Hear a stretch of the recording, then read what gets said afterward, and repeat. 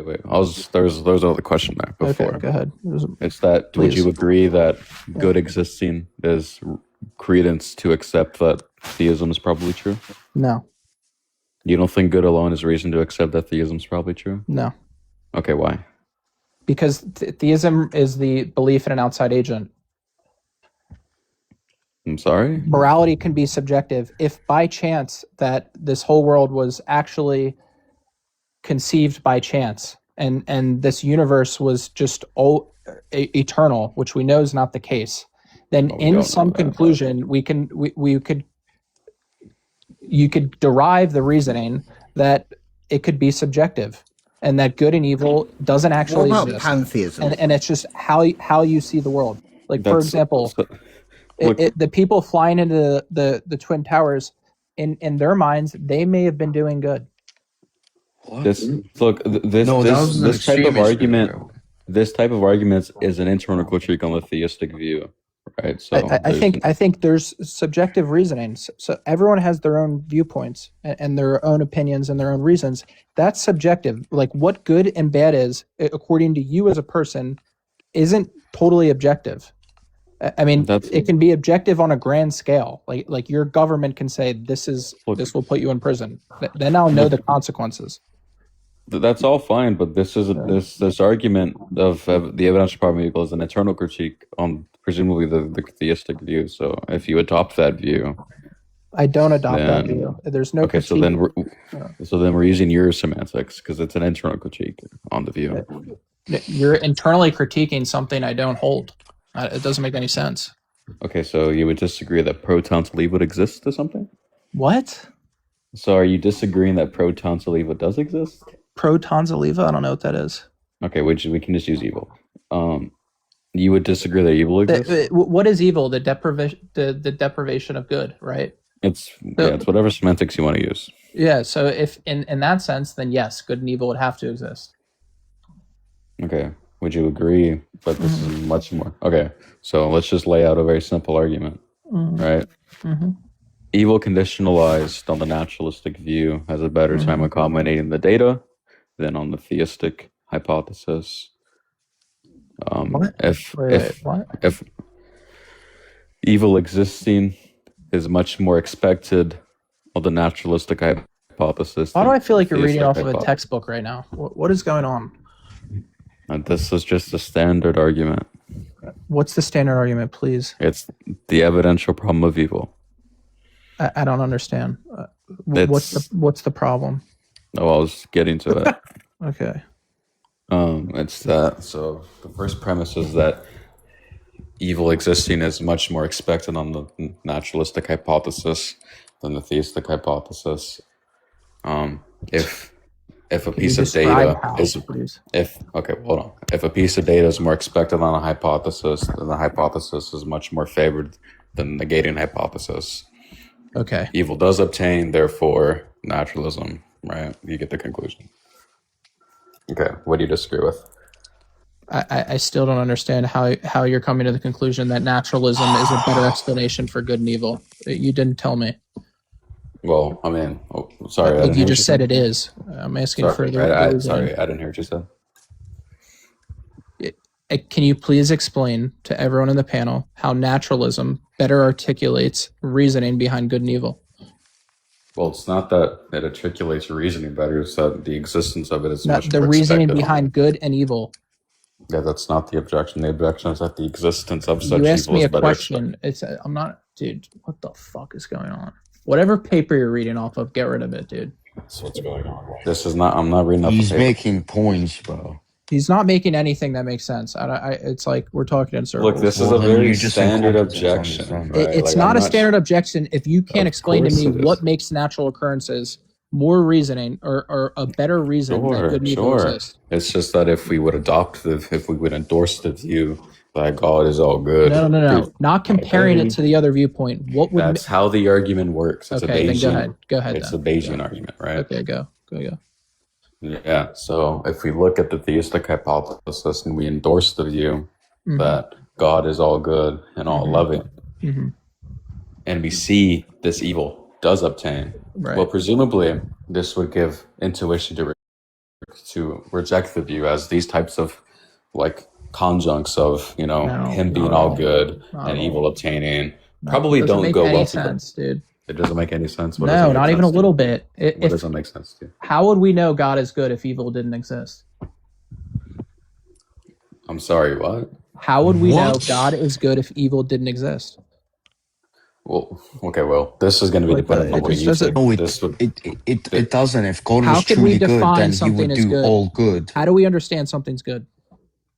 Well, again, this is going to be on your semantics, right? It's not. So this is what you're telling me. No, this argument is entirely this is you arguing it to me. No, this is your argument. Why? I'm telling you, it doesn't make sense. This argument, the way this argument works, is that it looks at the internal commitments of theism, right? And it picks out the internal commitments of naturalism is there's no definition of good and evil. It's all subjective. That's also not even the view of naturalism. That's not Why even true. do you get to define these things? How can, I've asked you 5 times to define naturalism, or the evidence that naturalism better describes good and evil. Yeah, I gave you an abductive if case God's for all it. good, why does evil exist? I've already That's told not you. what I said. That's not what I said. I gave an abductive case to it. I said we have intuition. I said we have intuition to reject those two conjuncts being true together. Of course because we do. Seemingly, that intuition is seemingly they're mutually exclusive.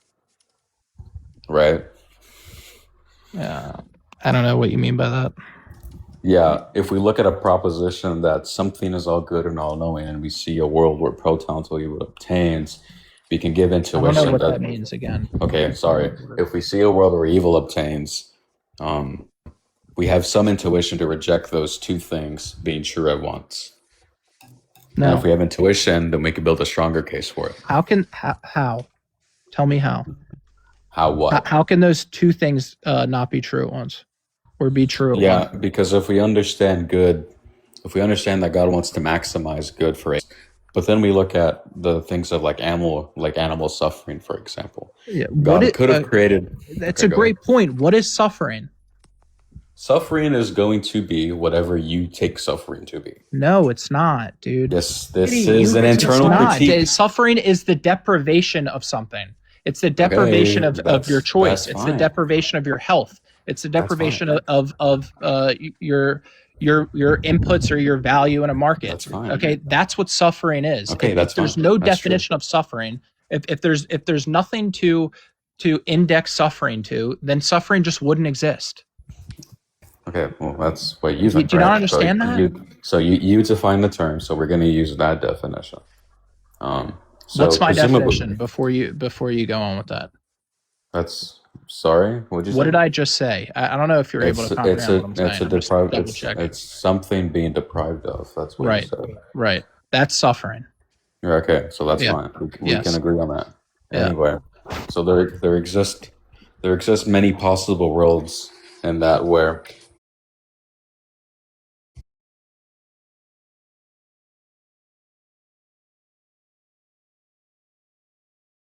and then I gave another condition, which was that where evil doesn't obtain, but yet we still have this type of world we exist in. Okay, if we existed in a world where evil and suffering didn't exist, how would we know evil and suffering was even a thing? I'm sorry? If we were never deprived of our love and our emotional wellness and our physical wellness, then how would we know that suffering was even a thing? The point is that we don't need those things to exist. The point is, if I'm a creator, those things have to exist. They have to? If you're giving people, if you're an all-loving being and you're going to give people the choice to live freely and to live through subjective morals and to give these people a free life. If you're going to give your creation freedom, then there would need to be suffering. There would need to be deprivation. You understand? Okay. If I'm a creator and I'm all loving, and I create an all-loving world where the people can only experience love, they won't know any better. There's no freedom. So that doesn't have to be true. Are you saying it does have to be true? How do we define suffering? How do we define Anyway, so then are you saying that it's impossible for all those three things to be true at once? Can't be impossible. We live in that world. Okay, so then it's possible. So then if it's possible, No, then that's all. So then that's all the atheist has to appeal to, and that there exists. It doesn't. It doesn't make any sense. It doesn't. You're not making any logical sense. So you're denying that there exists a possible world where we have free will and we have good, and we don't need evil to exist and superhuman. Yes, you would need free. Okay. In order to have free will, you would have to have suffering. Absolutely. Okay. So then you're saying that's impossible? I would say that's literally impossible. Yes. Okay. What type of impossibility is it? An impossibility within this universe. Okay, so that's a nomological impossibility. A possibility in the. I forget the I other said impossibility. That's exactly what I said. Okay, so you think there's something in the laws of nature that forbid these three things being true? Yes. Okay, what's the law of physics or biology or whatever that prevents those things being true? Energy, we degrade over time.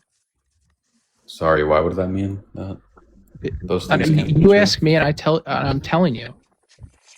Yeah, I'm confused as to why that means those three things can't be true. Well, then you're confused of your own question. I don't know.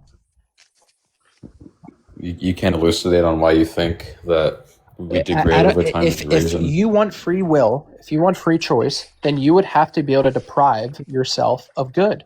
That's freedom.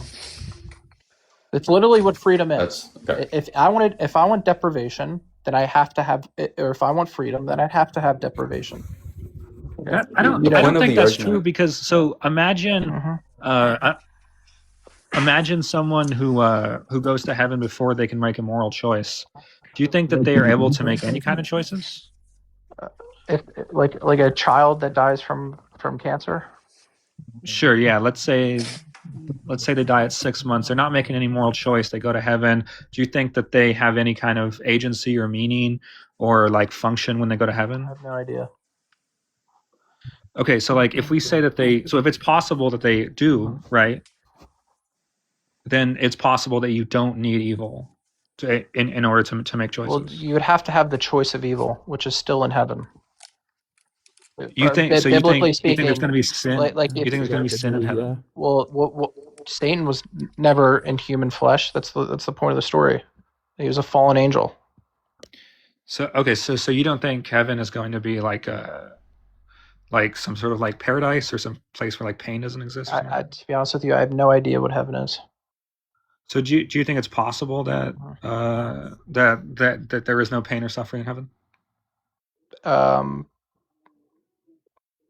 I have no idea, dude. I really don't. I'm sure if you have the ability to stray from God and to stray from love, then there's a metaphysical possibility that there is suffering. So like when you say we're already in heaven. What do you mean by metaphysics at this point? Spiritual, yeah. Dude, so we're already. I think there's a way to leave heaven, because that's what it says in the Bible, you know. But in heaven, yeah. In heaven, do you think, like, let's say you go to heaven and you stay in heaven? Do you think that there is a way to sin in heaven? Probably yes. So heaven is not. So I think why do you believe in Jesus? A sin in heaven would be to stray from God. Sure. So what is the point of belief? What? And what?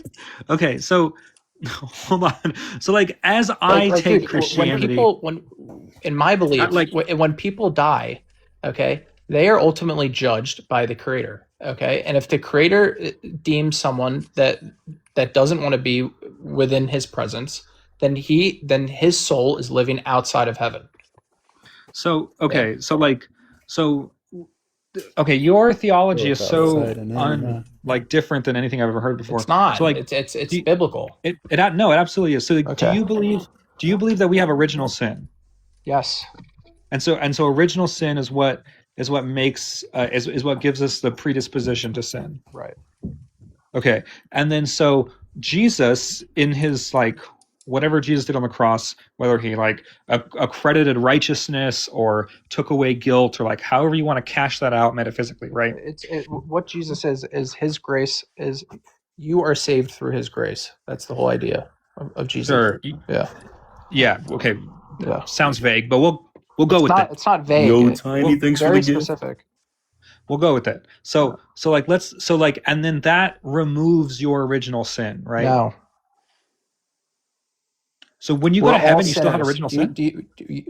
Just because Jesus existed doesn't mean no one's going to sin. That's not what that means. Wait, do you think we still have original sin when we go to heaven? If you're talking in biblical terminology, no, we do not have original sin as the people did in the Old Testament. If you're talking in an atheist perspective who doesn't understand what original sin is, then I would say, yes, we're all sinners. Sure. So when we go to so Jesus, okay, so this is fascinating to me. Yeah. When we go to heaven, do we still have original sin in heaven? A propensity to sin? In my opinion, yeah, that's a great question. I believe that there is no desire to sin. So we don't have original sin because you are fulfilled. You feel that fulfilling that all of your desires, all of your you want to fornicate with a random woman, you want to steal something, you have greed, you're hungry. Those things those needs wouldn't be there in heaven. Do you understand? So we don't have original sin in heaven. Are you talking from a biblical perspective? Yes. So biblically, original sin. Okay, that's the whole point of Jesus. Okay, because you just said the opposite. No, I didn't. Yes, you did at all. I don't think you're following. No, so original sin is what gives us the disposition to sin. That's why we sin. That's our sinful nature. And right? Yeah, Sky. That's what I said to begin with. Okay, so we have our sinful nature that gives us a disposition to sin, and then when we go to heaven, will we still have that disposition to sin? No, absolutely not. So we don't have original sin. Those desires leave; they're not there anymore. Your fleshly desires are null; they don't exist. So we don't have original sin in heaven. And I don't understand how you're defining it, because you're conflicting what original sin is, and then you're speaking from an atheist original sin viewpoint. Like no. So yes, you and me can both agree on what original sin is. Yeah, original sin is because Adam and Eve and they took from the tree, and ever since then humans been corrupted and they have fleshly desires. And that's what original sin means in a biblical context. Yes, and that's a disposition. Yeah. A disposition to sin. Yeah. Yes. So when we go to heaven, if we don't have a disposition to sin, okay, if there's no desire to sin because those fleshly desires are removed. It's the whole story of Adam and Eve. Sure. So we don't have original sin then, because we don't have that obviously disposition. Not. If in the way that you're articulating it, no, absolutely not. But if you can sin in heaven, the sin would be straying from God's love. Yes, that would be sinful. But we wouldn't have a disposition to do that. I think the disposition to freely stray from God's love will always be there in heaven or on earth. That will always exist. But your fleshly desires, your desires to eat food, to gain financial incentives. So I'm not able to fuck Megan Fox. Yeah, exactly. Yes, like that's not there. There's no desire. There's no desire to do that. And if you love heaven, yeah, I'm confused as to like. So you're saying that original sin, the thing that gives us the predisposition to sin, right, is different than the thing that gives us. I think you're conflating what original sin is and what sin is. No, so I think you're combining the two. I don't know. So original sin. All I'm saying that original sin is the thing that gives us a disposition. Those fleshly desires to sin. Yeah. Sure. Yeah. And if we want, and you just said that we will always have the desire to leave God. No, I never said that. Yeah, you did. I said the ability. You said desire. Yeah, you said if you leave God in heaven. Dude. Wait, Skippy, I'm curious though, like even if he like just say like he agreed with you, like what's next? Well, so what? So what? He's not. There's nothing to agree to. He's just asking me. So Well, I'm. Whitey, So hang if heaven, hang on one if second. heaven is a place, Hang if on, heaven is a Skippy. place Skippy, that is one devoid of second. evil, Uh-huh. but also a place where people can make choices, then we don't need evil to make choices. Oh, you were trying to support the APOV? Okay, Yes. but then. Oh, okay. Okay, So, what is evil? So you have to say that either heaven has evil in it, No, or we doesn't can't make any sense, choices dude. hold that have on. no meaning in heaven. Wait for cameras. No, let them come in. Because any solution to the problem of evil now has to also apply to heaven. It does. I explained it to you.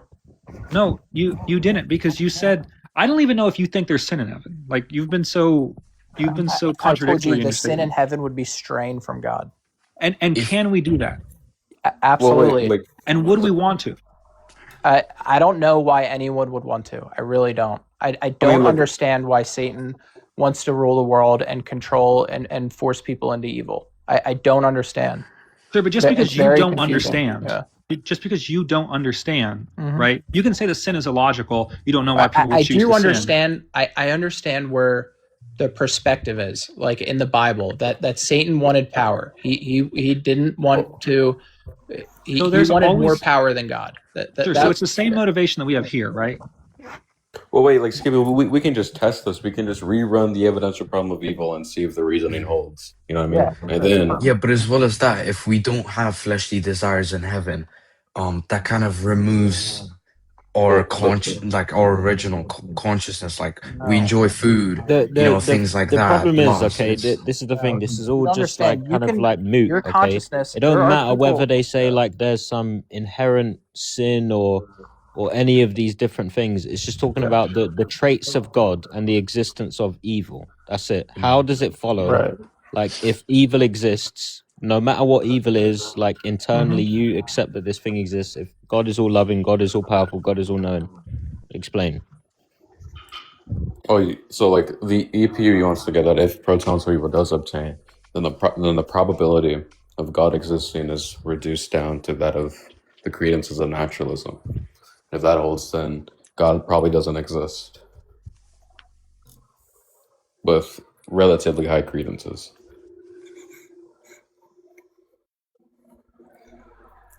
That's all the EPU wants to get at.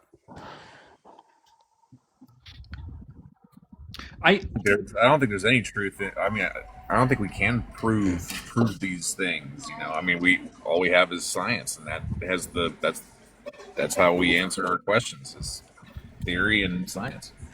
But so Whitey, I was gonna run the hypothetical because I wanted to see if the logic held that Skippy and presumably Jay were about to run. So we can just rerun the EPUE and you give your solution and let's see if it holds up. Okay, so do I start by making my heaven world? How do we play this? So I'll just rerun the EPOE. He gives his solution. What are you saying, EPOME? It's EPOE, the evidential problem of evil. Okay. So I'll just run the EPOE first. Are you in law school or something? Why do you keep using these bizarre terms? Well, that's okay. I can just say the evidential problem of evil, but I think that's a lot of terms. I've just never heard that acronym ever in my life. I don't know. There's just two different forms. It's just logical problem of evil and evidential problem of evil. I think so Skippy lawyers, I'll just run it, and then if he gives an answer, you ask your hypothetical, and then we see if they match. Okay. So the evidential problem of evil will probably go as follows. It is more expected on naturalism that protons of evil exist than on theism. Protons of evil obtains. If some piece of data is more expected on one hypothesis than another, and that piece of data obtains, then all else equal, that hypothesis is more likely. Naturalism is all else equal. That's the theorem of probability. What do you mean? Okay. Yeah, I'm asking. Go ahead and follow through with your questions. Oh yeah, the conclusion is just going to be naturalism all else equals. You've already read this. I know. Okay, Skippy, can you ask your questions? Well, wait. You have to give your solution. I've already told you that you cannot have good and evil without the deprivation of good. Okay. So okay, which is fine. Just even granting that actually works. What is evil, dude? Well, I'm just granting that works. So you don't have to grant me the definition. I'm just granting your objection work, so we move on. So, Okay. and I'm going to ask a couple questions. First of all, it's not an objection. It's a definition. So okay. Do you? Sure. This guy's just. Sure. Yes. Yeah. So do you? When you say that evil has to exist in order for you to know what good is, Right. you have to experience that evil, right? Right. Like the evil can't you don't have exist. to experience evil to know something. Well, experience, you would have to be able to conceive of it. Yeah. Sure. Like the evil can't exist in another room with no knowledge, with you having no knowledge of it, and you know what good is by proxy of it just existing, even though you're not aware of it. You have to be aware of it. So we know that there's some people who go to heaven before they're aware of evil. So they would also not know that God is good when they get to heaven, right? I don't know. That's a good question. I think that if a baby is unalived, then I don't know. I don't know what their experience is going to be like in heaven. They weren't even able to develop a full consciousness, you know? Sure. So, yeah. So, like, let's say, James, unmute me. So you would have to say that, like, heaven. So, like, 50% of people died before.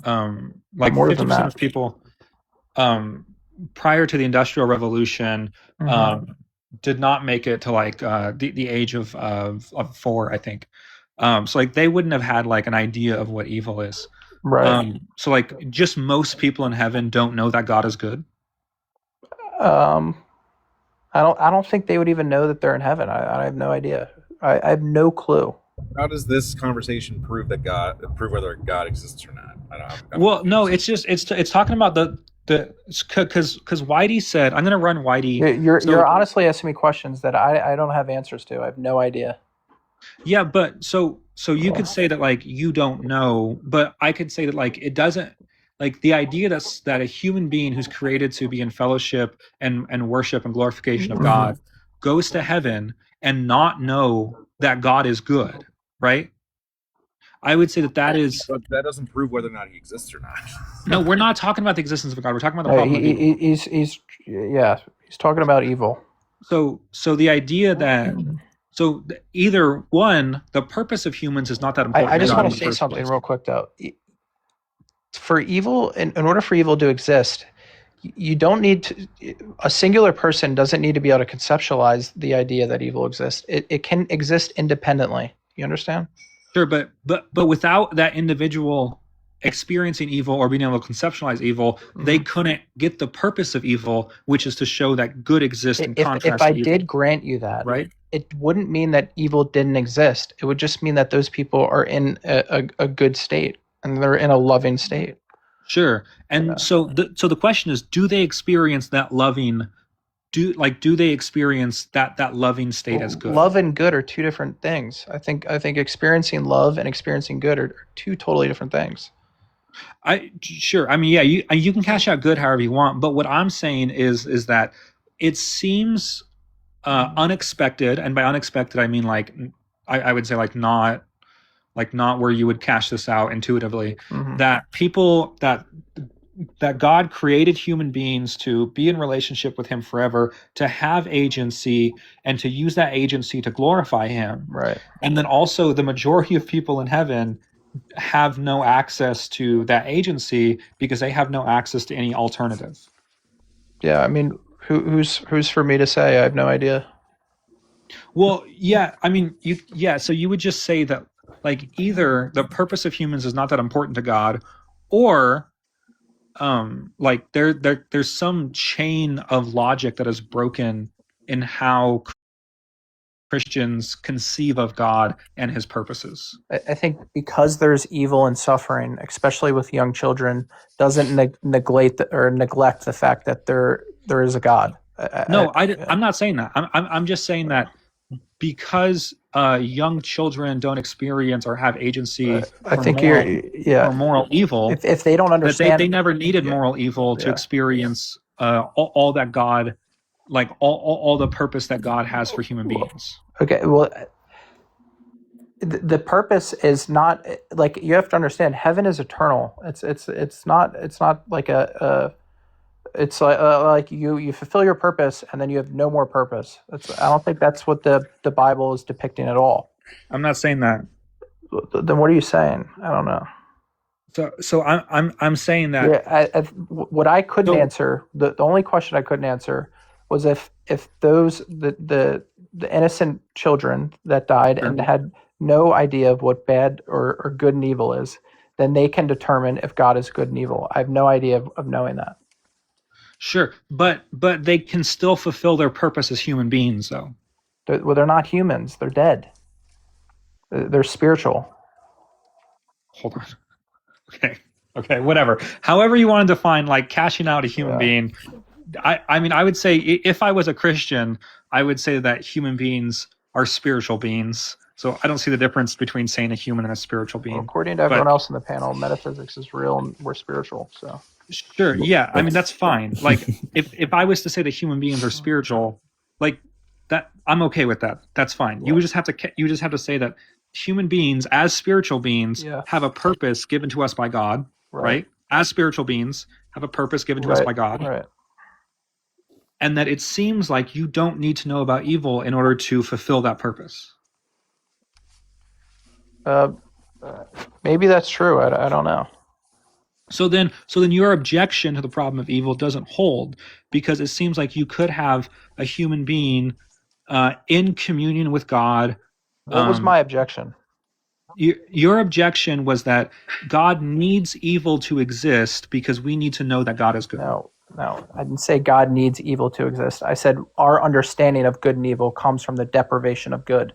How can you have good without, or how can you have evil without good, and vice versa? Sure. So, and then is that so? Like, why is it important for us to know what good is? Is it to ascribe that to the character of God, or like, what is the purpose of knowing what good is? What good is the is what's fulfilling. It's like what gives us purpose on this earth. You know, so sure, I don't know if there needs to be necessarily a good and a bad, or a binary choice in a spiritual universe or in a spiritual realm.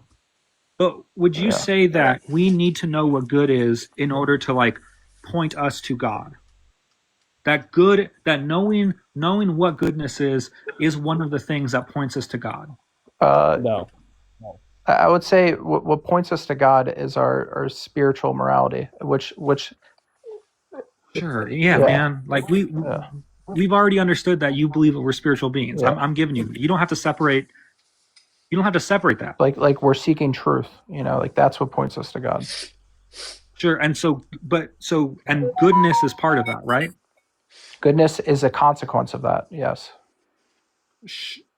What do you? Okay. So do you think goodness is the nature of God? I think goodness is a consequence of free will. You think goodness is a consequence of free will. And so what I'm saying is that, so God has a purpose for us, right? God, and his purpose for us is to be in communion with him for eternity. He could have created all of these souls and conceived everything in heaven and just kept it at an all-loving state, right? Yes. And we could only feel love. Yes, and that wouldn't affect our ability to complete our purpose. Well, I think completing our purpose would be allowing us to have the freedom. That's what I'm saying. How does he know our true nature without having the freedom to decide what we want to do? Well, God's omni-knowledgeable, so he doesn't need to like run an experiment. Right. But God. That's a great point. I don't believe this earth is an experiment. Sure, yeah. So God doesn't need to do anything to gain more knowledge, right? God's not like a scientist that needs to run an experiment to get more knowledge, right? We can agree to that. No. So God didn't give us evil so he could learn anything he didn't already know about us. Right. So he made us to be in relationship with him. Right. That is the reason why God created us with love and with intention. Yes, he created us with love. Is that why God made viruses and parasites? So God created us to be in communion with him, but it seems like knowledge of good and evil doesn't affect that at all, because we have 50% of the human population that have no knowledge. I didn't argue that good and evil proves God. This is No, your argument against God. No, I'm not saying that it proves Yeah. God. This is not about whether God exists or not. I said from This the is- beginning, good and evil is This is subjective. about the problem of evil, Yeah. which is separate than whether I God just exists. don't understand where you're getting at. I've been consistent this whole time. I said good and evil is subjective based off of the person's morality. So Agreed. no, so what you said was that we need evil so we understand good. Absolutely. So what I'm saying is that there is no utility to understanding good, like the idea that what?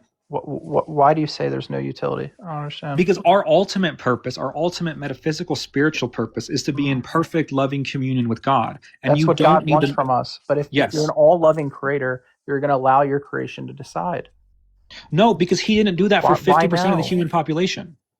How do we know that? So- like, there's no way of me knowing that. There's no way of you you would- knowing that. That's not well, there's no way of us knowing if there's a mirrored universe out there, and like there's other things happening that completely defy all laws of physics. I mean, there's a billion, trillions, infinite number of hypotheses you can make about that. I don't understand. About what? About alternate realities. So Like, for the example, a reality existing without good. It's not alternate. It's not alternate. It's our reality. It's that when Christians die, exactly. when Christians die and righteousness has been credited to Christian, however you want to cash that out, Jesus forgave your sins, whatever. When Christians die, they go to heaven, right? That's a thing that happens. Right. Whether it's now, whether it's you wait till the resurrection, Right. However you want to cash that out. So it's not, we don't need multiple universes to see how this functions. Right. We can just look I and say, agree. hey, I totally some agree. people, we can look at like, hey, it seems like some people are human beings. They have a Right. purpose inherent to being a human being, Right. and they go to heaven before Right. they have any knowledge of good and bad. Right. But they are still able to complete their purpose of being in holy, perfect communion with God. Would you hold them accountable for not for dying unwillfully? No. Right. So then, like, I don't know what the So argument they is. still go to heaven. Why wouldn't they go to heaven? I agree. Yes. Okay. I agree they go to heaven. Okay. And then when they go to heaven, they have no knowledge of good and bad. But they still are able to. I don't know. Like, when you're in heaven, are you not knowledgeable? Does your spiritual? Do you completely? Are you deprived of all thought? Well, I would say that I don't understand. in order to have like the kind of, because they are not aware, they will not experience evil, and so they don't have the experience. Can they observe it?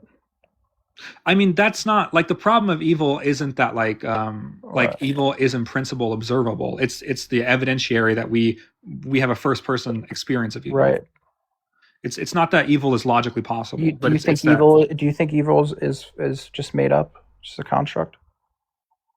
Do I think evil is just made up? I mean, I don't have like an ontological account for evil, but it seems like the solution that you proposed Mhm. doesn't seem consistent with the reality that you're proposing. So the solution you're proposing is that. So the solution you're proposing is that evil exists in order for us to know what good is, and good exists in order for us to be pointed to God, because it's a true thing, and we use truth to point ourselves to God. Yeah. But it seems like for 50% of the population, they don't need that knowledge to point them to God. So evil's not necessary. Evil's not necessary to point them to God.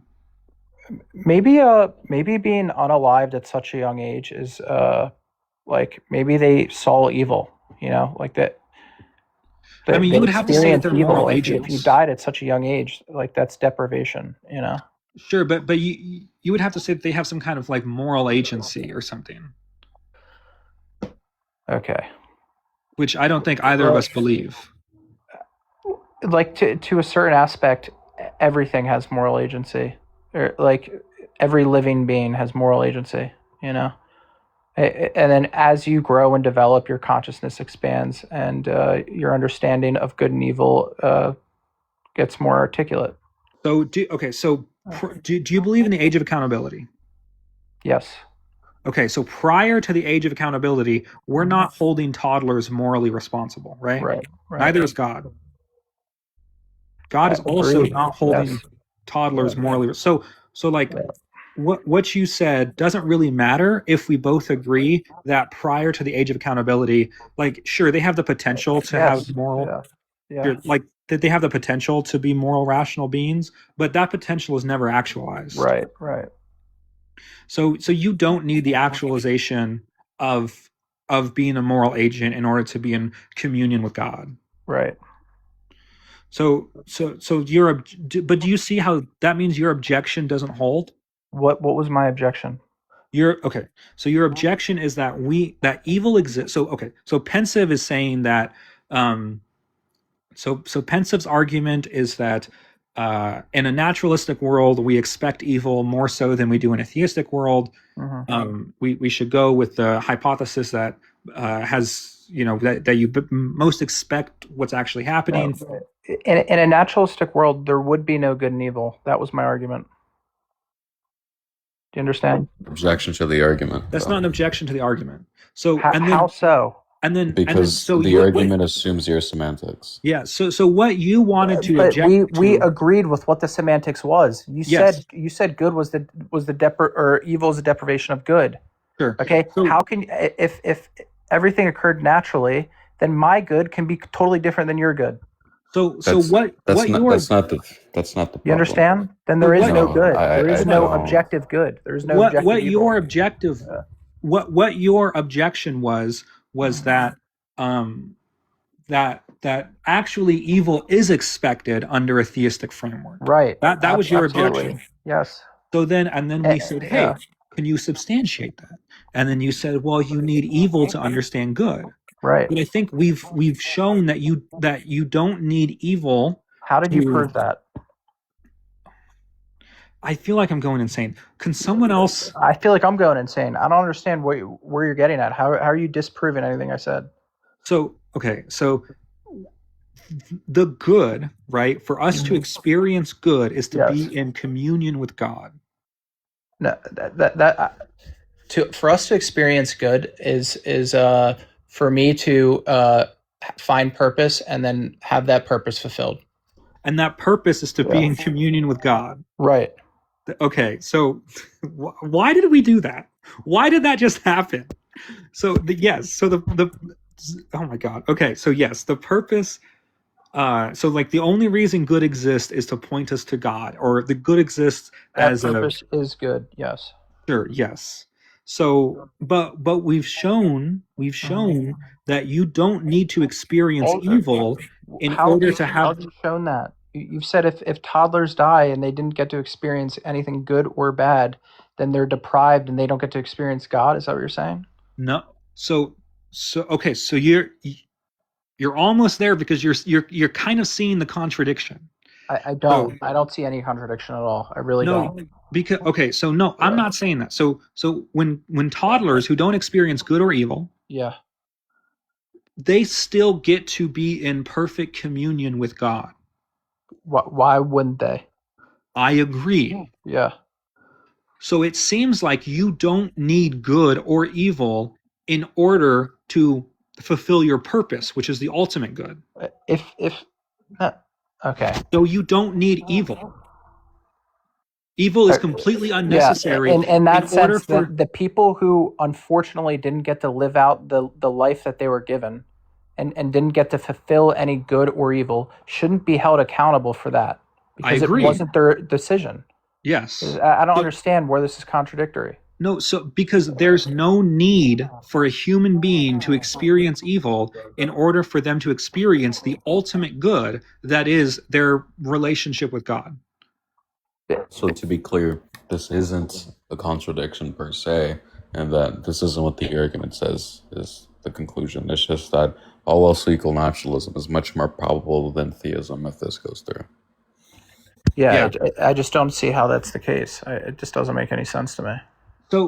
So you don't see how your objection that we need evil because there are people there are spiritual beings that never got to fulfill their human their life their human life, then God can't exist. I don't understand. No, but did they fulfill their purpose though?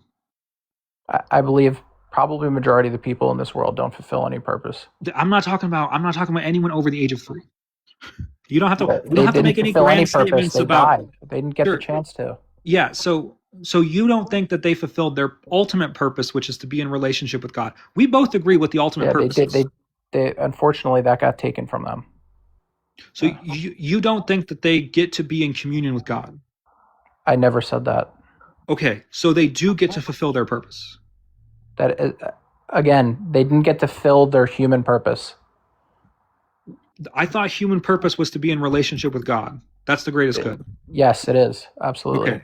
And so then they as human beings, as spiritual beings, like we all are, we all souls, as spiritual beings, they do get access to a relationship with God. That's heaven. Yes. Yeah. So they do get to fulfill their purpose. Their purpose has already been fulfilled. They died. Is our purpose to die, or is our purpose to be in a relationship with God? Their purpose on earth was taken from them. So now their purpose has been fulfilled because God said, and it's literally written in the Bible, children are not held accountable. Sure, but hold on. Says that, I don't think it's in Exodus. The ultimate, I'm fine with that. I'm fine with that. You and me both agree on that. You don't have to defend that point. The purpose of a human being, the ultimate good, is to be in perfect relationship with God. You've said this 10 times, and I said their purpose was taken from them. So which means that they can't do that. Obviously they can't do that. They're dead. So they can't be in relationship. I don't understand where the dilemma is. No, so they can't be. Are you telling me that these infants should be in hell? No. Then what are you telling me? I'm saying that you don't need evil in order to have a relationship with God. Okay, but you need have to have a relationship with God. You need good and evil in order to have free will. No, okay, but how can you have a free will without good and evil? But why is free will important? So we can freely choose God. That's why God gave us free will. Obviously, right? Those young children, their free will was stripped from them unwillingly. Sure, yeah. That doesn't mean that their purpose of or their spiritual purpose can't be fulfilled. That never says that in Christianity. Sure. So I don't understand where you're getting a contradiction from. So the purpose of free will, right? It's what is the purpose of free will? For choice, decisions. Sure. And why is that? Why is it important to enact your morality? Sure. And why is it important for God to give us that? Oh no. So God can see our nature. Okay, and why? No God has given us purpose. We're here for one purpose, and that is reproduction, spreading like a virus, and that's just how things are. So we give ourselves purpose. God does not give us purpose. So hold on. Purpose to ourselves in our lives. We're not assigned to us by some arbitrary mythical deity. You're never going to be fulfilled if you try to come up with your own purposes. I think Whitey's confusion is he's almost seen why his objection doesn't function. I don't at all. Okay. You haven't been able to explain it to me this whole fucking time. There's just no reason why it would attack the first premise of the evidential problem of evil. What? What was the first premise?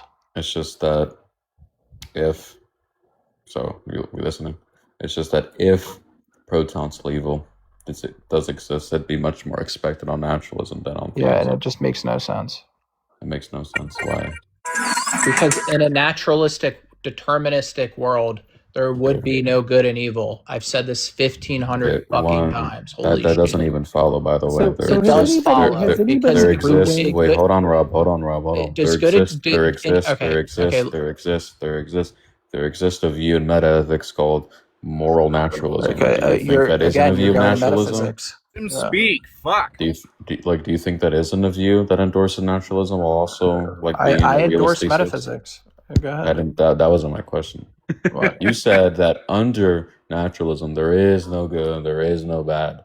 But I'm giving you a view in which it is a realist thesis that supposes naturalism. Under your subjective That's not under a your subjective view. experience, you can determine what is good and evil in a naturalistic world. There is no objective good and evil. Okay, I can do something. I can go around and fornicate with every single woman. Okay, and that would be considered good to me because that felt good.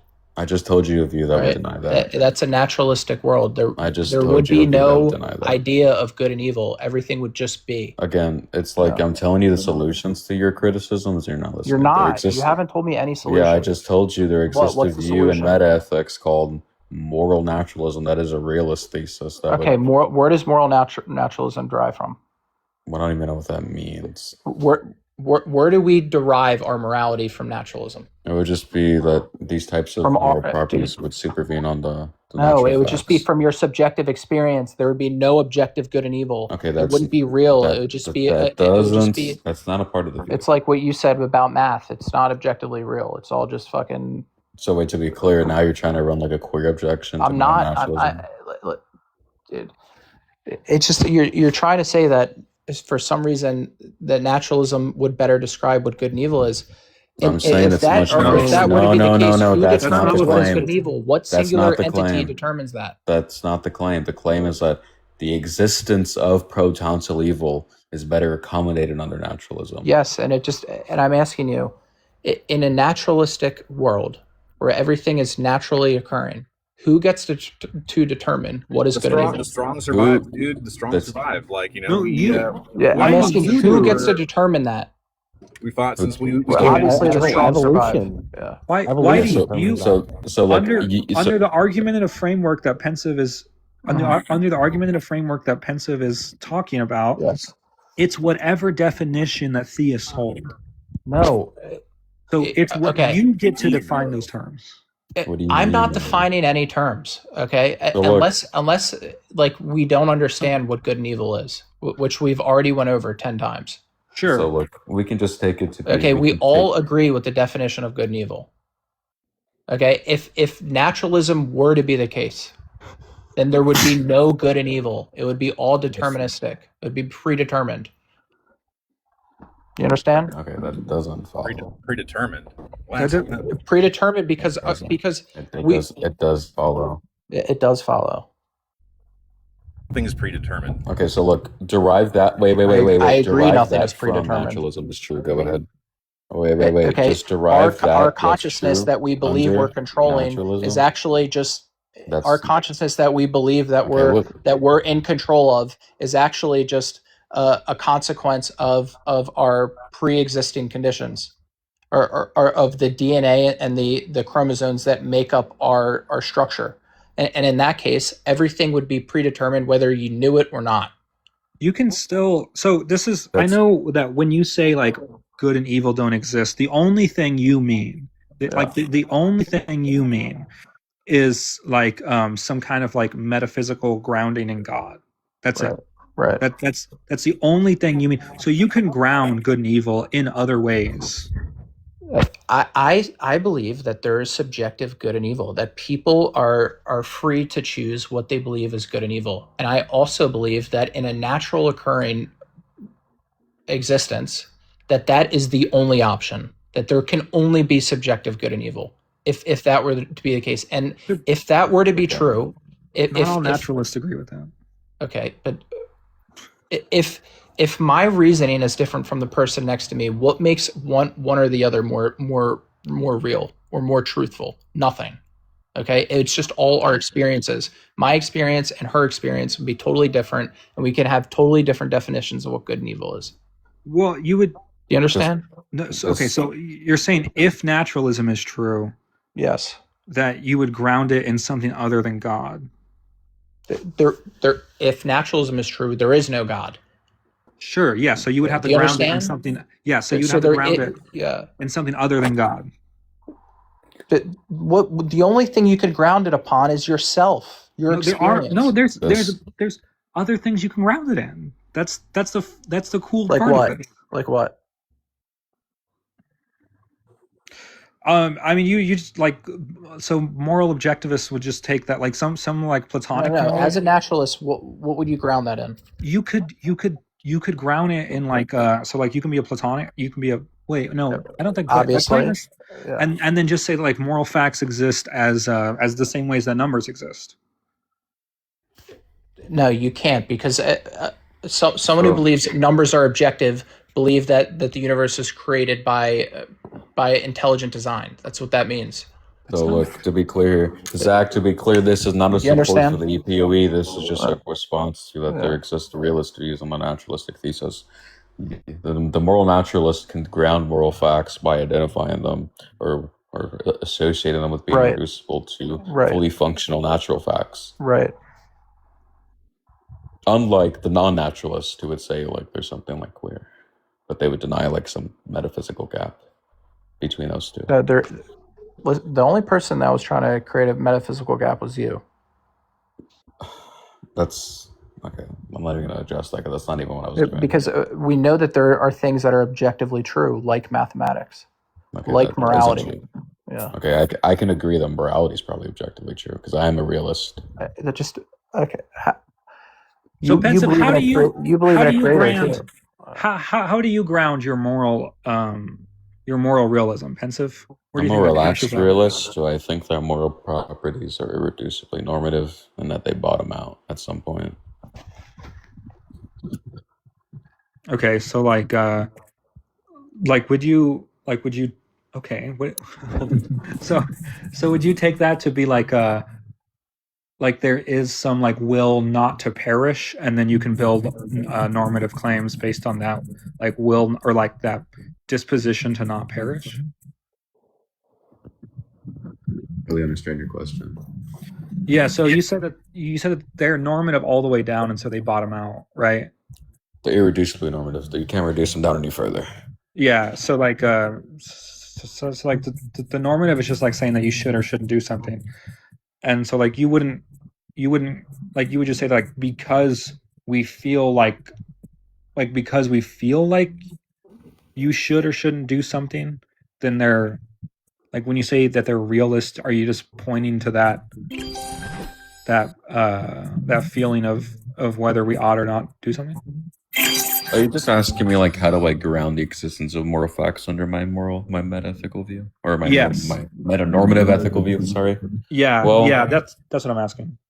So, well, the way is actually that one, I would first deny that we would have to support like a robust thesis, and that we have to treat these types of moral facts as something that's heavyweight. So what my view aims to do is takes all the commitments that realism commits itself to. It's usually like about 4. And instead of just saying they're really robust and they exist as these like these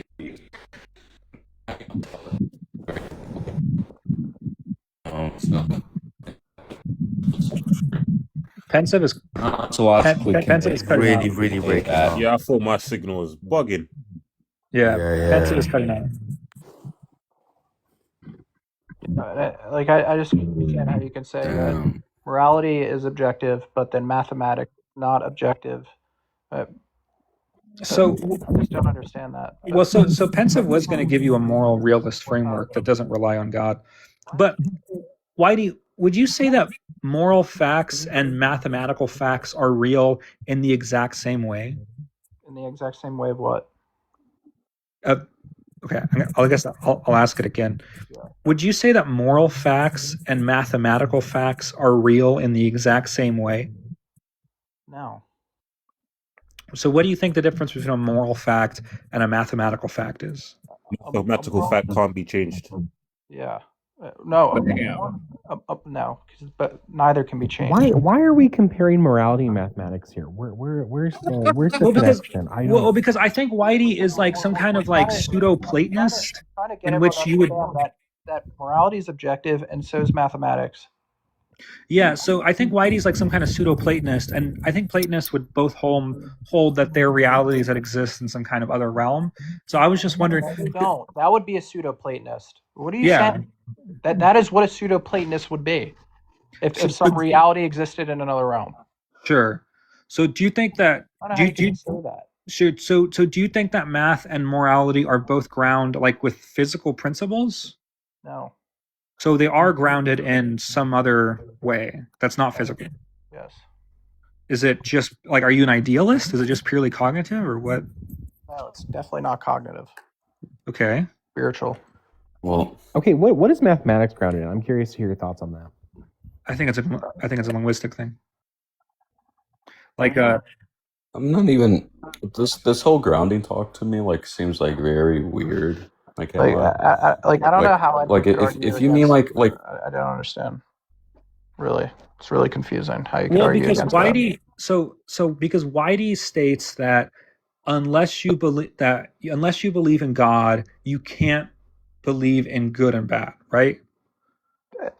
Good and bad would be Well, like- completely subjective in that sense. Sure. So It doesn't mean you can't believe in Like- it. It just would mean that there's no objective reality even- to it. It's all fucking all made up. It's like Harry Potter world. look, Kind of even is. granting that, like it would Not. still It's be really- it would it's still literally focus- not. like When you even- look at an animal suffering, I hope you feel some type of way, unless you're terribly evil and nefarious. I refuse to believe that humans can't determine what is right and wrong. I think everyone intuitively knows. I think that's part Do of you your eat spiritual bacon? essence. Do you eat, What? do you eat bacon? Look, I do eat bacon. Yeah, why? So even yeah, granting that's true. you eat slaughtered animals, dude. I understand That's that. how it is. So It doesn't mean that I'm not able to recognize when an animal's suffering. sure. If I kill an animal, Right. yes, that animal suffered and died. It doesn't mean that I'm unable to recognize when things suffer. If anything, I'm explaining that suffering is a natural occurrence and objective. It's real. So Whitey, Yeah. let's say that you and an atheist make all of the exact same moral claims, right? You both believe you shouldn't have sex before marriage. You both Right. believe you shouldn't harm innocent people, whatever. Yeah. You would still say that morality is not, like, would you say that morality is not functional or good enough for that I would person? say that the atheist who holds those beliefs holds true to the objective morality that we all experience and feel. Yeah.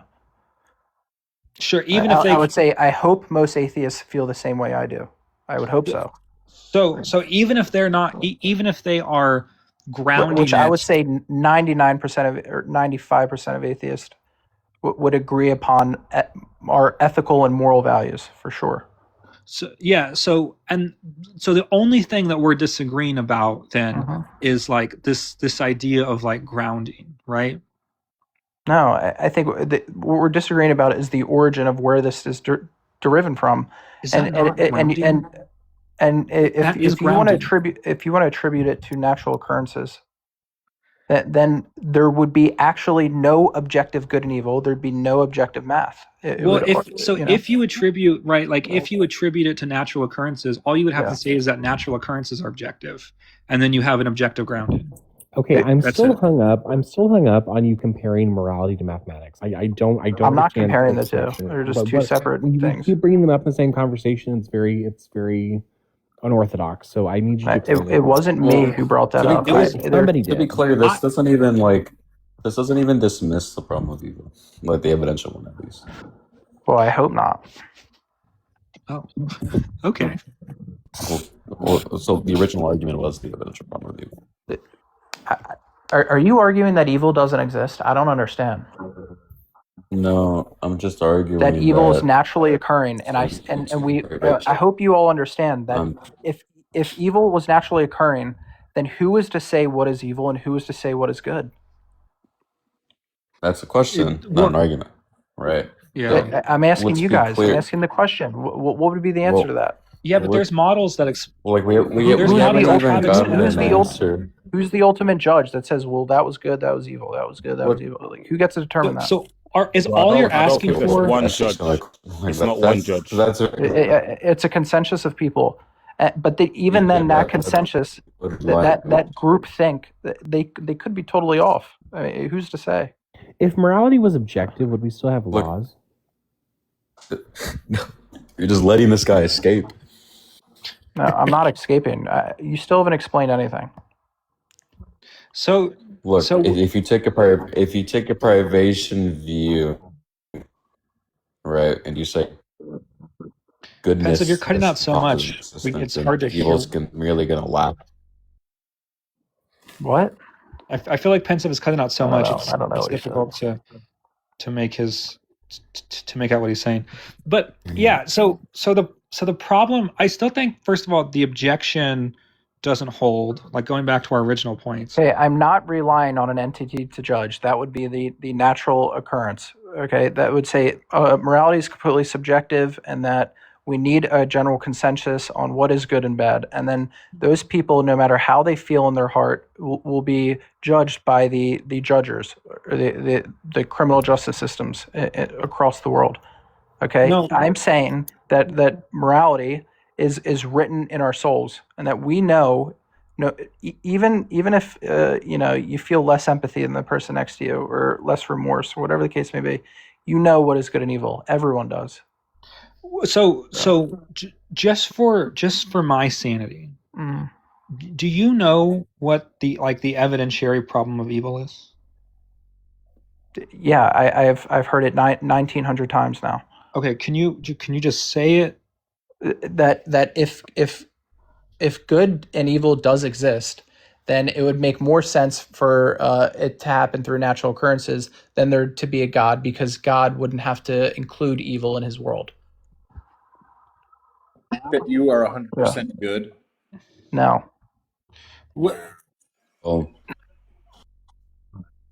it's just so I don't. God has reasons to minimize. Pensive, you're lagging bad, dude. I want to discuss, but you're lagging or glitching out. I don't know. Yeah. I think you're right, and and the objection that you made was that actually there is reasons why evil would be expected under the God hypothesis, right? That was the objection that you made. I'm saying that if we know that if we conclude that free will exists, then it would be logically reasonable for good and evil to also exist. So it's like a 3-in-1 deal. Yeah, but that doesn't say anything about God, though. Like, yeah, if we conclude that free will exists, we can sure, but that doesn't say anything about God. Yeah, well, that's the question. Why does suffering exist? That was the whole line of questioning. Sure. Yeah. I mean, but you would have to substantiate like that. You would expect evil if God exists. Not you would expect evil if free will exists. God could have created just good, and then you don't have choices within this universe for him to be able to decide. Okay, is this person? Where do they? How do they actually truly feel? There'd be no way of determining. There would be no way of God determining? Yeah. But God knows everything, so he wouldn't need to run an experiment. So are we just because God is outside of time and space doesn't mean that you don't have free will. The human brain is very... No, I'm saying that even if we do have free will, God still has knowledge of our nature. Right. The human brain is very complex also. I don't think you guys are taking that into account. Of course I am. Yes, it is very complex. The human brain is very complex, and it comes up with things, and we've done that since we started making weapons. You guys were talking about good and evil. I mean, we started off as a primordial race that grew and took over the rest, unalived and hard-r'd the rest. We took over the planet. Yeah, Whitey. First of all, I don't think your objection holds. But do you believe that the Earth is 6,000 years old? What was my objection? Your objection was that you would expect evil under a theistic framework. Yes. Yeah. So yeah, and I don't think you. By the way, okay, isn't an objection to the EPOE. Well, so yeah, his objection. EVOE. I don't know what that means, dude. It's the evidential problem of evil. Okay, the problem of evil. Yes. Evidential. I don't think it's a problem. I think it's just most logical. I think that's the whole objection. Well, the problem was just that the existence of it would be better accommodated by the naturalistic hypothesis. Yeah, and then you could have the problem of wealth, and you could have the problem of health, and you could have the problem of Sorry, I was getting a call. Wait, You could have a problem with everything at that point. Who you said know? the Earth was? Who said the Earth was 6,000 years old? No I was one. just Hey, wondering. well, wait, don't let him run. Wait, are you Yeah, who said the conceding Earth to was the 6,000 argument? years old? So sorry. I definitely don't think the Earth is 6,000 years old. I do think that humankind is only around maybe 10,000. Brother. Yeah, So why is it 2026? 12,000. I don't know.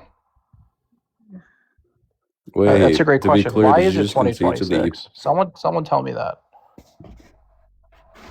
Did you like concede to the EPOE at that point then? Did I concede to the problem of evil? Absolutely not. I think. Okay, I think the whole when I gave you the argument is answer, absolutely when I misguided. gave you the answer, you just went. Look, when I gave the answer, you just You didn't went. give me Well, we any can have a answer. problem with blah blah blah. What is the answer? Like yes, I did. Look, What was the the answer answer? I gave you was just that it's better accommodated on the naturalistic hypothesis than No, it it's exists. not And then you said, at well, all. and then Under a well, hold naturalistic on, hypothesis, there is no calm good and down, evil. calm down, There calm is, down, it's calm null. down, It's calm down, voided. calm down, calm down, calm down, calm down. You said, well, then at that point, there's a problem. Well, You're breaking up badly. Yeah, you sound like a. It's like a lightsaber. Yeah, he does actually. So why is evil more expected under the God hypothesis? Because good and evil could not exist. It's not objective if God didn't exist. Religion Do you not fuels understand? war. Religion fuels war. Do you not understand that?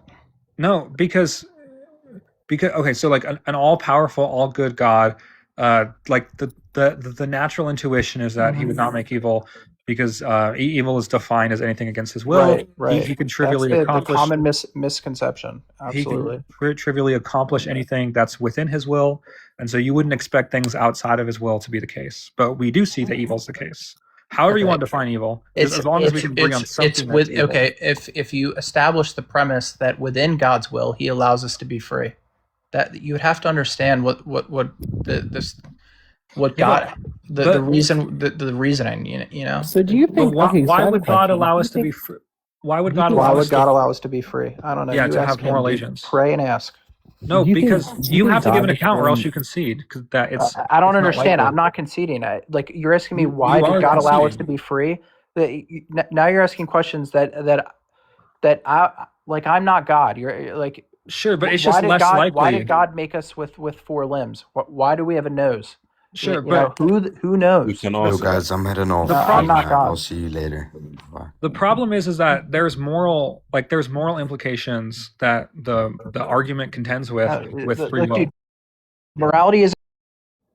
But we're not talking. We're not Again, that using just my isn't terms. true. But you're dude. The whole fucking time you're comparing the two. Your objection of the problem of evil. You're comparing it to under natural occurrences. Okay, under natural occurrences, there is no good and evil. That logic doesn't follow. So okay. So in order to why- have good and evil, you would need an omnipresent being that created this universe. So why would we expect? That created morality? so- That would have to exist. So to be clear, Yeah. what the argument tries to do is just that it tries to internally analyze the commitments of theism and try to find an issue with them. Yeah. And then when it identifies the issues with theism, it then says, well, okay, if that does hold, then it's much more expected on naturalism. Yeah. It's still an internal Again, critique in that naturalism, sense, there and that is no expectation for there to be good and evil. That is completely. you're saying- that's so not you're that's saying not that that's God- not you're to saying- answer the objection at all, right? That's not to answer the objection at all. Whitey, we trivially. Then there is no question. So we trivially the question give is you- just incomplete, or it's just you're asking a question that is just illogical. Then It's No, we illogical, so it violates a law of logic. Sorry, which law of Yes. logic does it violate? yeah, because you're comparing two things, and then one can't be compared to. Sorry, That that's doesn't not a make law any of sense. logic. Sorry, that's not a law of logic. What's the law of logic it's violating? I can't come up with. Okay, the so definition of the law of then logic. it's not illogical. If you can deduct something to a reasoning. Of a reason, right? Sorry, that's not what the argument tries to do. Okay. You've explained the argument 15 times now, and I've explained to you how And it that's doesn't why make I'm any like sense. confused as to why you don't understand like what the argument's trying to get at. Yeah, I'm confused of what your point is because it doesn't make any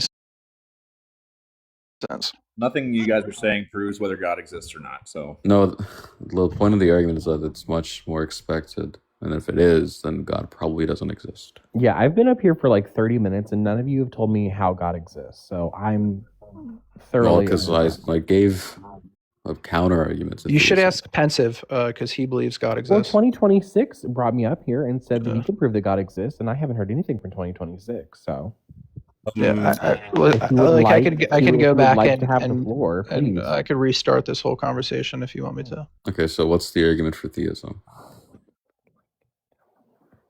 Yeah, I would say causality, and that's what I originally said. Okay, what's the argument? Layman's terms. Well, wait, let's just let them get the argument. What is out layman's first. terms? Causality. Everything has a cause. Okay, well let's just get the argument out. Everything has a cause. We are Okay. a direct effect of a cause.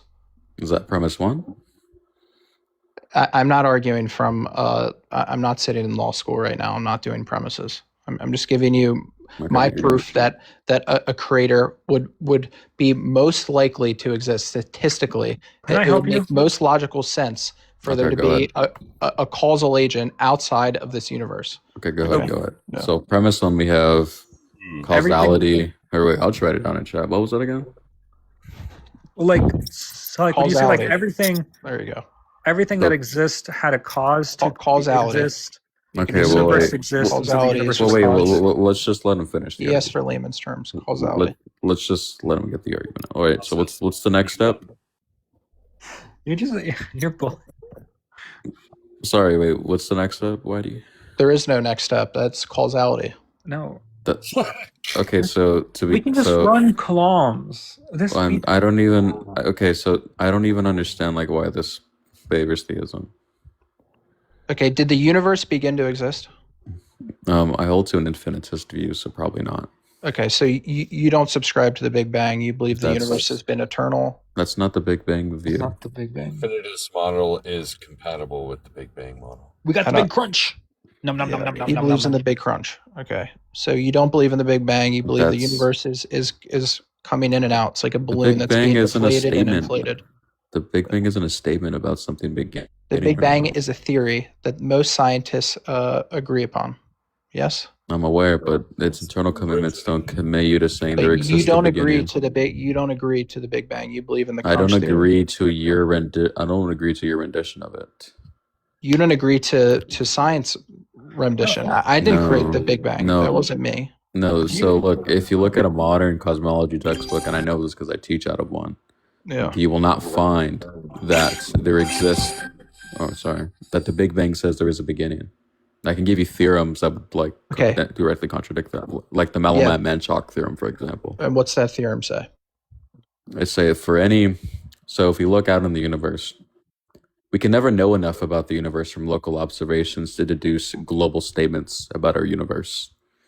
Because there exists that an doesn't disprove indistinguishable space. dude, what are you saying? Because there exists an indistinguishable space-time in which Stop interrupting. something that would line up with this view of an absolute beginning So would actually be a that different would type actu- of space-time. Let him finish. Right? And if that does go through, then you can never know if the universe began or not because there exists an So equally that as would mean probable that atheism space-time. requires faith.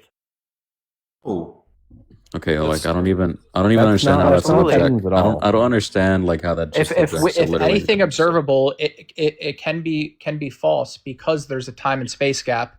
Then that would require There's faith no to have gap. natural What do you explanations. mean? What do you mean? What do you mean? There's That's a what you just space said. gap. No, I said there exists an indistinguishable space-time. Require faith. Okay, what does that mean? What is an It just indistinguishable means space-time? it just means for every. It means there's a gap. No, it doesn't. It just means for It's every indistinguishable. It just means Hold on, listen. it just means for every hypothesis you want to say, like let's just say you want to say time began or not, and your supporting reason is there exists some observations we do. You could construct an equally as probable space-time in which that isn't true, but the data still obtains. The point is, you can't tell which one you're in because all the observations line up and everything else lines up. Yeah, I mean, if that were to be the case, then I'm sure we would hold that theory to It's a higher mathematical acclamation. theorem. What do you mean it holds the theory? It has math. It has proof behind it. Okay, I honestly don't even understand what you're saying at this point. I really don't. Want me to explain it to you in like layman's terms? Please. What he's saying is that there's this model that is also compatible with the current data that is available. He's provide. What was that model called again? Pensive. It was the something. Theorem is called the Malamet-Manchok theorem. But that's not a model. Malamet-Manchok theorem. That's something that has a set of data that aligns with the current observations as a model, as a mathematical model. Do you understand what that means?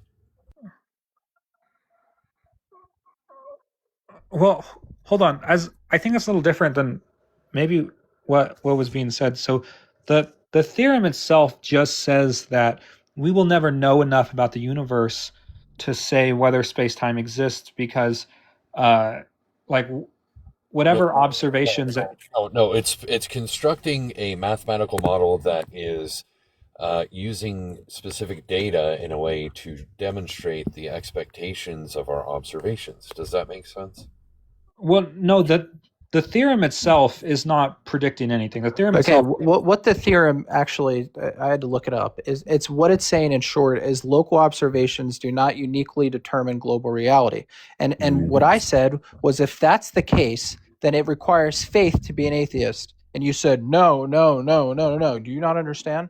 Like, it's like you're just being totally dishonest. That's not what I denied. You would, then what did you deny? What did you deny? I denied that you can describe it as a gap because that's obviously not true. But obviously, it is a gap because you're unable to. If you're unable to observe what's happening in this quote unquote theoretical it's not other that universe, you're unable to. It's then that you are able gap, to observe. No, it's that you are able to observe. It's just no, that you don't you're not know. able to observe. Yes, you are. You're able to observe local observations, but the observations themselves don't tell you enough. There's no gap there. Faith and theory do not exist in the same. Now you're just confusing me. It's not what this theorem says at all. What do you think I'm saying the theorem says?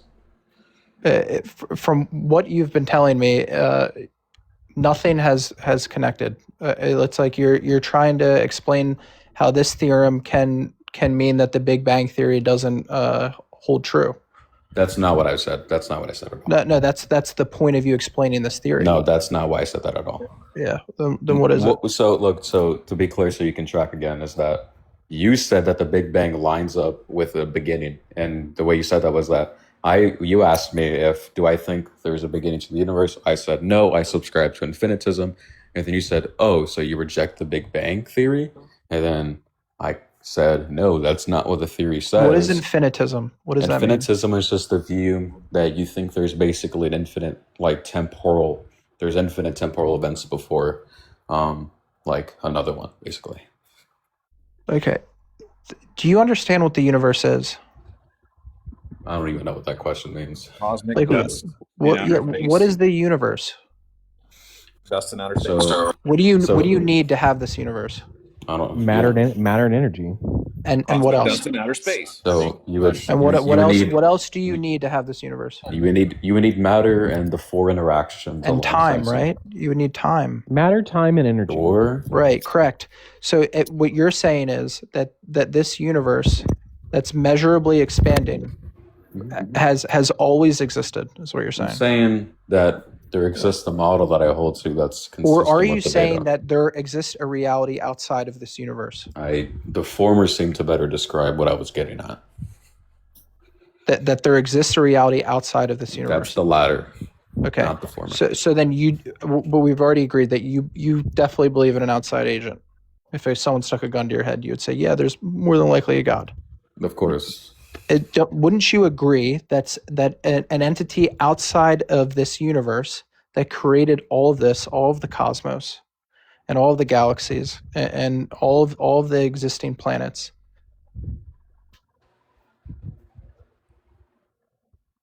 My bad. I just got an email.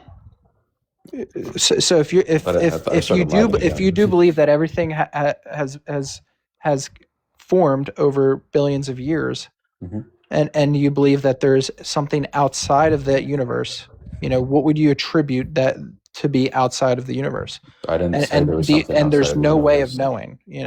I didn't say there was outside of the universe. Who said that?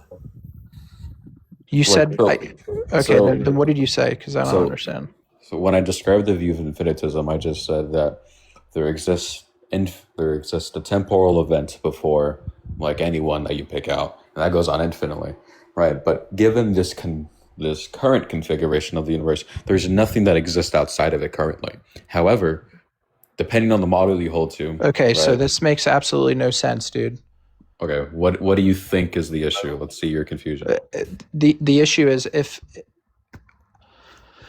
if I flew a spaceship faster than the speed of light and I got to the edge of the universe, what happens? If you broke the laws of physics according to physics, what would happen? That Right. doesn't make any sense. No, I'm just asking, like theoretically or hypothetically. It doesn't make any sense. You're asking Yeah, me. exactly. That's the whole point. It doesn't Wouldn't make any you sense. We know the technically- universe is expanding. Wouldn't you technically be going backwards? in This time? is like okay. So then, what do you think? So Okay, go the ahead. universe had an origin. I don't. What's It's the evidence of measurable. that? We What's see the evidence of universe that? expanding. It's an observation. No, the expansion is compatible with in internal models. Like there's cyclical How? models that are geodesically yeah, because it's all an It expansion. just doesn't make any sense. Like Well, because you don't I'm trying to understand it, picture right? that in my head. Well, listen. Well, yeah, I grant that it's counterintuitive, right? But that just Yeah. isn't an objection to the view. Well, then, can you explain it, please? Okay, like what specifically do you want me to explain? How can the universe be infinite if we can measure it expanding?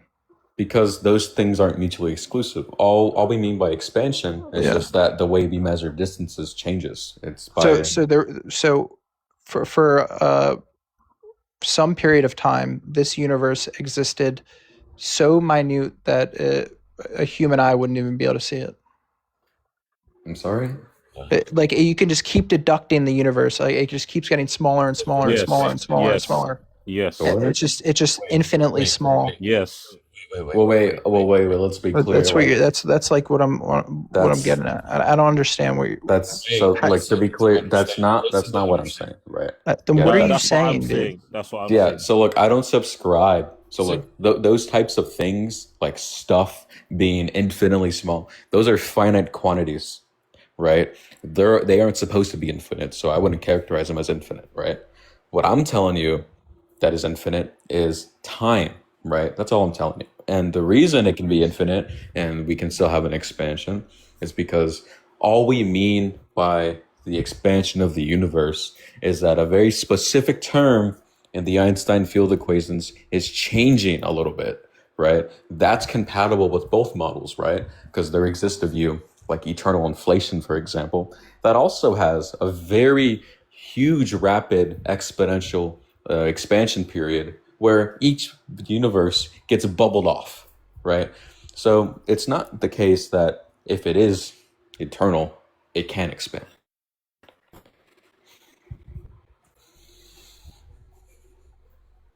Yeah. So Am I lagging? there's no origin, and the universe always existed, and it's just always expanding. Well, I actually Like so I don't the eternal understand. inflation example was just to give you like an intuition as to like how it could be the case, right? But I don't subscribe to that model personally. What model do you subscribe to? Because I think we could all So, attest that I'm actually a bit- something illogical. So if you mean like when we do standard cosmology, I would subscribe to the standardized model, which is the lambda CDM model. But if you mean like I'm asking what do I you subscribe to? Yeah. So like so then my extension of lambda CDM, right? I actually don't subscribe to one currently. I do think though that You just don't know. You- is what you're saying. yeah, but like if I really liked one right now, like maybe CCC, like by Penrose, maybe. And what does Penrose say? It's been a long time. So it's just the view that if you look at the universe, and when the universe eventually builds up enough entropy, and then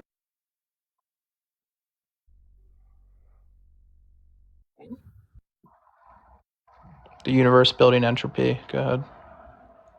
I think he either got a phone call or he's lacking. Yeah, that quantum tunneling stuff is really interesting. Sorry, I got a phone call. So, basically, we have these, we have a universe, right?